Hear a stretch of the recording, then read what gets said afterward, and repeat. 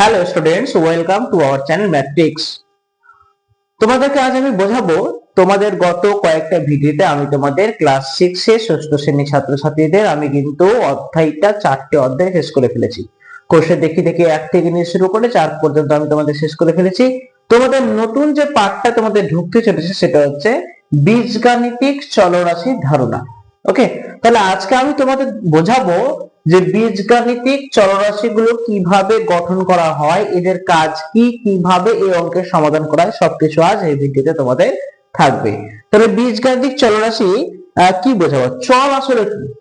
দেখো তোমরা এরকম অনেক এই চ্যাপ্টারের সংখ্যা দেখতে পাওয়া হয়তো 2 এর পর x আছে, অথবা এরকম হয়তো আছে 3 প্লাস x আছে। তাহলে এই যে 2 এর পাশে কোন সংখ্যার পাশে একটা লেটার দেওয়া হচ্ছে, কোন সংখ্যার সঙ্গে লেটারকে যোগ করা হচ্ছে, তাহলে এসব কি?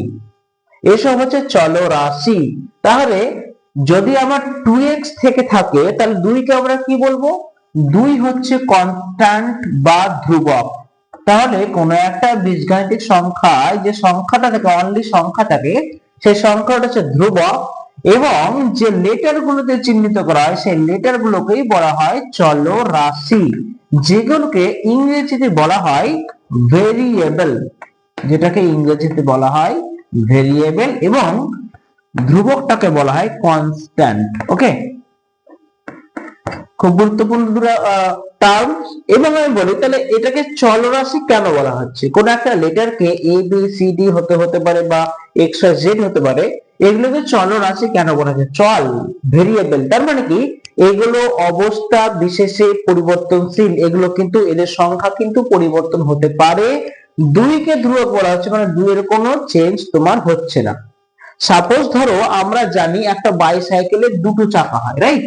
আমরা জানি একটা বাইসাইকেলের দুটো চাকা হয়, একটা বাইসাইকেলের, তাই না? বাইসাইকেল মানে হচ্ছে 2 চাকাওয়ালা কোনো যানবাহন। তাহলে এখন আমি যদি বলি যে ধরো একটা বাইসাইকেলের দুটো চাকা হলে আমার 40টা বাইসাইকেলের চাকার সংখ্যা কত হবে? 40টা বাইসাইকেলের চাকার সংখ্যা কত হবে? এবার আমরা ধরো এক্স টাকে ধরেছি হয়তো সাইকেলের সংখ্যা। আমরা এক্স টাকে যদি সাইকেলের সংখ্যা ধরি, ভালো করে বুঝবে কিন্তু, তোমাদের কিন্তু নতুন পাঠ ঢুকছে, এরপর থেকে বীজগাণিত স্টার্ট হয়ে গেল। সাইকেলের সংখ্যা যদি ধরি, এক্স টাকে আমরা সাইকেলের সংখ্যা ধরলাম, সাইকেলের সংখ্যা কি 10টা হতে পারে, 20টা হতে পারে, যত করে হতে পারে। চাকা কিন্তু 2টা, কারণ এটা বাইসাইকেল। চাকা যদি 2টাই হয়, এক্স যদি সাইকেলের সংখ্যা হয়, তুমি সাইকেলের সংখ্যা যতবার চেঞ্জ করবে ততবার মান কিন্তু আলাদা আসবে। 2টা চেঞ্জ হবে না। কেন হবে না? কারণ আমরা জানি এটা ফিক্সড, একটা বাইসাইকেল 2টা চাকা। এই জন্যই 2 কে বলা হয় ধ্রুবক এবং এক্স টাকে বলা হয় ভেরিয়েবল বা চলরাশি, কারণ এটার পরিবর্তন আছে। আমি যদি 40টা সাইকেলের চাকার সংখ্যা বের করতে চাই, তাহলে আমাকে জানতে হবে 2x মানে হচ্ছে 2 গুণ 40, মানে হয়ে যাবে আমার 80টি চাকা। সাপোজ এটাই যদি আমি সাইকেলের সংখ্যা আমি 30টা নিই, তাহলে এই 30টা সাইকেলের চাকার সংখ্যা হয়ে যাবে 2 গুণ 30 সমান হয়ে যাবে 60টা। অর্থাৎ আমরা জানি 2টা ফিক্সড, 2টা কনস্ট্যান্ট, 2টা ধ্রুবক, আর এক্সটা যেহেতু পরিবর্তন হচ্ছে, সাইকেলের সংখ্যা যেহেতু পরিবর্তন হচ্ছে, সেই জন্য এক্সটা হচ্ছে চলরাশি। ওকে, বা ইংরেজিতে বলা হয় ভেরিয়েবল। এখন তোমাদের জানতে হবে এক্স গুলো যোগ বিয়োগ গুণ কিভাবে করতে হয়, সেগুলো কিন্তু তোমাকে জানতে হবে। সেগুলো জানানোর জন্যই আজকে তোমাদের এই পাঠ, সেটাই হচ্ছে বীজগাণিতিক চলরাশির ধারণা, যেগুলো আমরা অজানা বিষয় থেকে জানা বিষয়ে প্রবেশ করতে পারি। তারই সাহায্য নেওয়ার জন্য আমাদের বীজগাণিতিক অঙ্কগুলো করতে হয়। এখন ধরো তোমার কাছে আমি যোগ বিয়োগ যখন শেখাচ্ছি, তখন ধরো আমি এক্স নিলাম।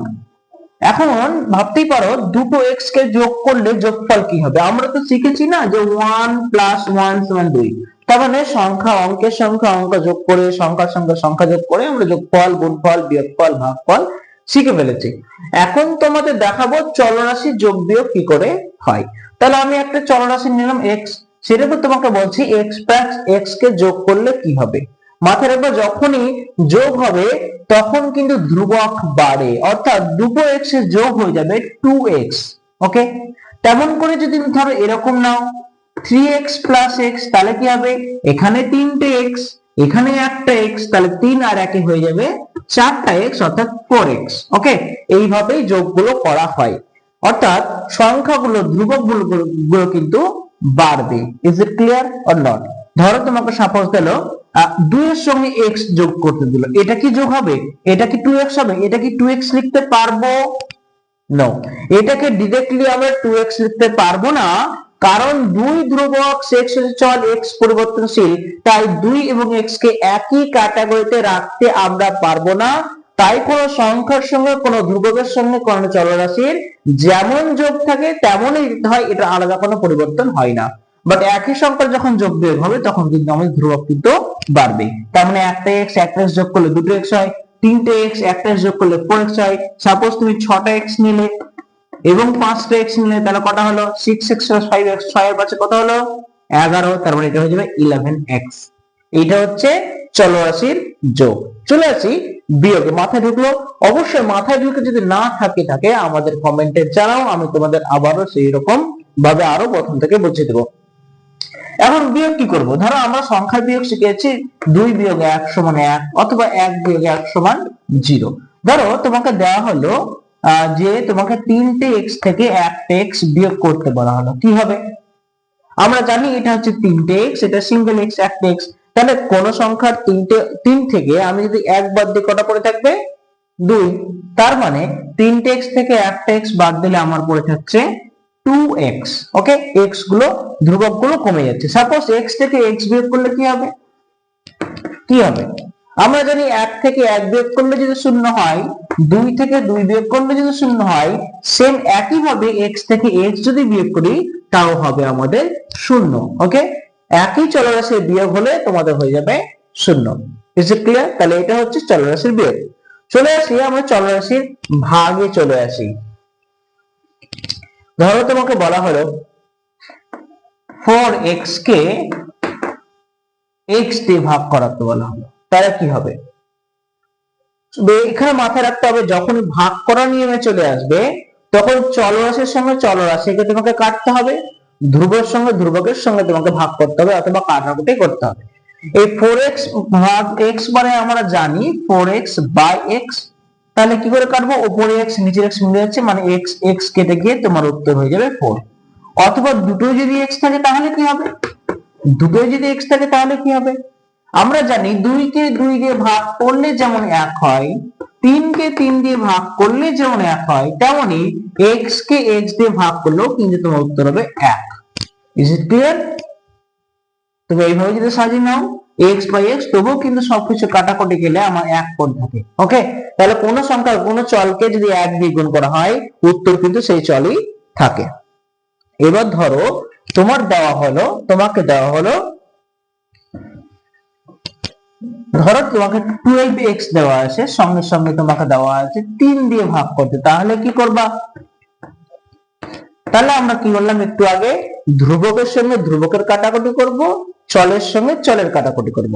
তাহলে এখন ধ্রুবক বলতে এখানে 12, নিচে আসে 3, তার মানে 3 4 12x কাটা যাবে না, তাহলে উত্তর হলো 4। তাহলে এখানে 4 এর পাশে কি দেখতে পাচ্ছি? x পড়ে আছে একাই, তাহলে 4 এর সঙ্গে x এর গুণ হয়ে যাবে 4x অথবা 4x। এবার ধরো সাপোজ দুদিকেই x আছে, হয়তো এখানেও 8x আছে এখানে, আবার এখানে হয়তো 2x আছে। ওকে, তাহলে তুমি কি করবা? তাহলে এখানে কি করবা দেখো ভালো করে, দেখো ধ্রুবকের সঙ্গে ধ্রুবক কেটে দাও, 2 এর সঙ্গে 8 কেটে দিলে কি হবে? 4 দুগুণে 8 হবে। আবার x এর উপরে x আছে নিচে x আছে, x কেটে যাবে। তার মানে ধ্রুবকের সঙ্গে ধ্রুবক কাটাকুটি হয়ে গেল, চলের সঙ্গে চলের কাটাকুটি হয়ে গেল, উত্তর পড়ে থাকলো আমার অনলি 4। এটা হচ্ছে ধ্রুবকের অর্থাৎ চল সংখ্যার ভাগ। তাহলে আমরা কি দেখালাম? চলরাশির যোগ দেখালাম, চলরাশির বিয়োগ দেখালাম, চলরাশির গুণ দেখালাম। গুণ দেখাইনি না, চলরাশির গুণটা দেখাই। চলো গুণটা দেখাই। ধরো তোমাকে দেওয়া হলো x এর সঙ্গে x এর গুণ কি হবে? যখন চলের সঙ্গে চলের গুণ হবে তখন তার সূচক বাড়বে বা ঘাত বাড়বে। এখানে কটা দেখো, আমরা একটু আগে শিখলাম যে x এর সঙ্গে x যোগ করলে ধ্রুবক বাড়ে অর্থাৎ 2x হয়ে যায়। তাহলে x এর সঙ্গে x এর গুণ করলেও কি 2x হবে? না, এটা হবে না। যদি আমরা দেখতে পাই দুটো x, তাহলে x এর মাথায় 2 আসবে, এটাকে বলে টু দি পাওয়ার অথবা ঘাত বা সূচক। ওকে, তাহলে যতগুলো এক্স আমরা দেখবো ততগুলো এক্স এর জন্য গুণের জন্য আমরা ঘাতটাকে বাড়িয়ে দেব।